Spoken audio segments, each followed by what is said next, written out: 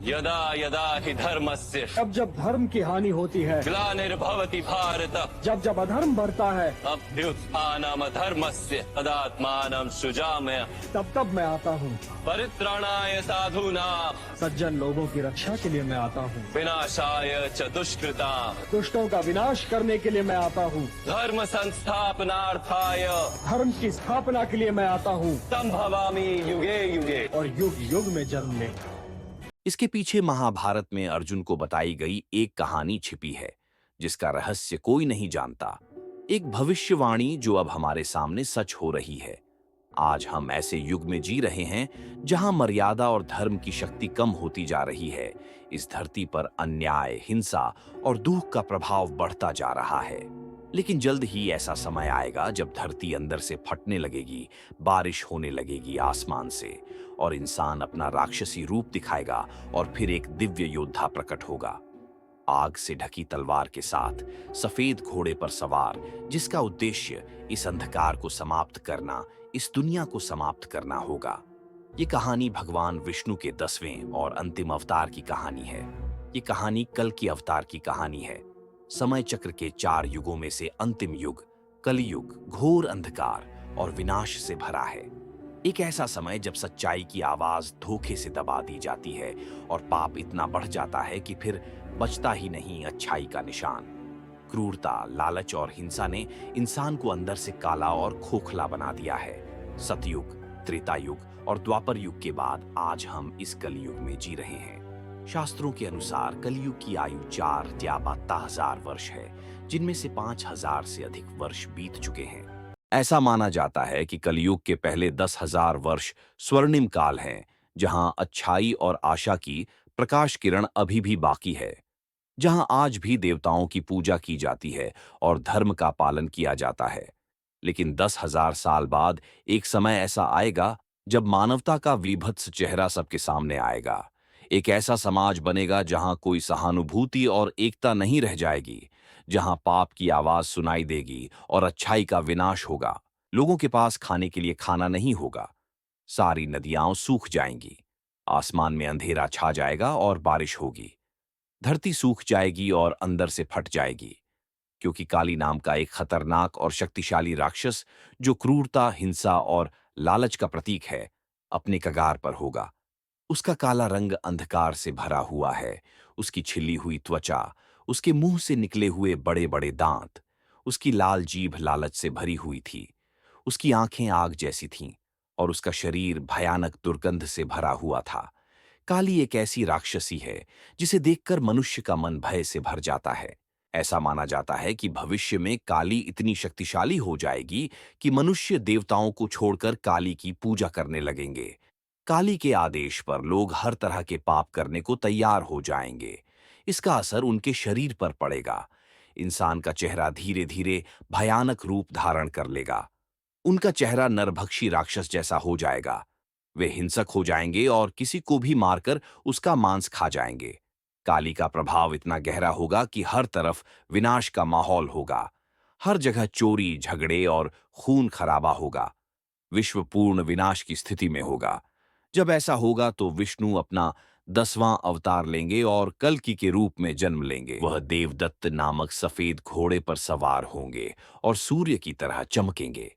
उसके पास एक शक्तिशाली तलवार होगी और उसके शरीर से एक ज्योति उठ रही होगी। उसके पास गहरी आंखें होंगी जो किसी के भी दिल की सच्चाई देख लेंगी। कल्कि पुराण में कहा गया है कि कलयुग के अंत से कुछ वर्ष पहले वैशाख पूर्णिमा के 12 दिन बाद कल्कि का जन्म होगा। कल्कि का जन्म उत्तर प्रदेश के संभल नामक गांव में होगा, जहां विष्णु यश नामक एक ब्राह्मण उनके पिता होंगे और सुमति होंगी, उसकी मां और 4 भाई जो उसके मिशन को पूरा करने में उसकी मदद करेंगे।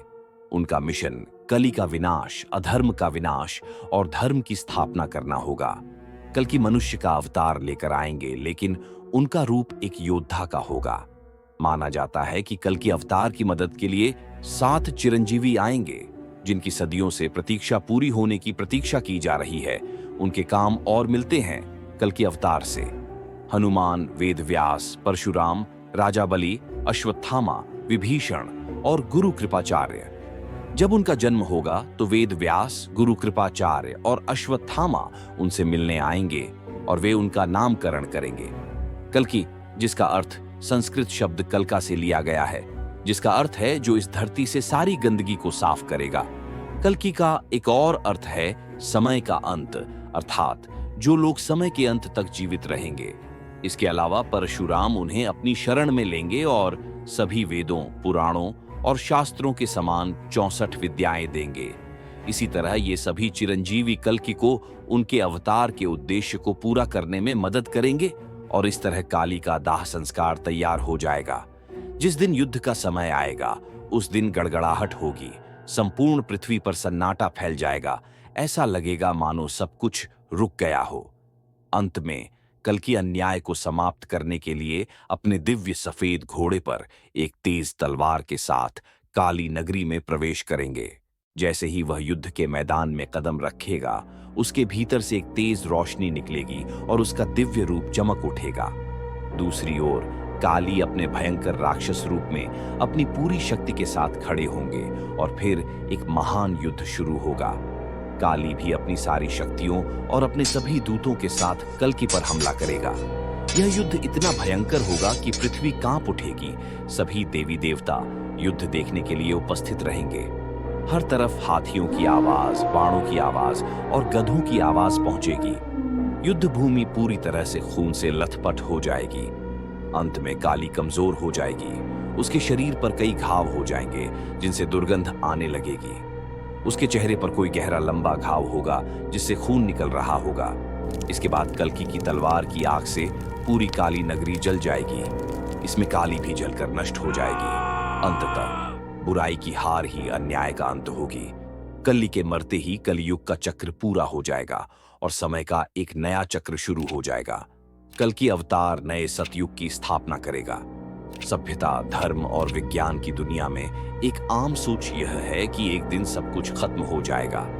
हर धर्म के अंत की अपनी अपनी कहानी है, एक तरह की भविष्यवाणी है जिसे हम अलग अलग नामों से जानते हैं। इस्लाम में कयामत का दिन, यहूदी धर्म में दिनों के अंत जैसी भविष्यवाणियां हैं और विज्ञान के अनुसार उनके अपने सिद्धांत भी हैं, जैसे सूर्य का अंत, क्षुद्र ग्रह का पृथ्वी से टकराना, परमाणु युद्ध, भ्रष्टाचार, जलवायु परिवर्तन, महामारी या एआई प्रौद्योगिकियां।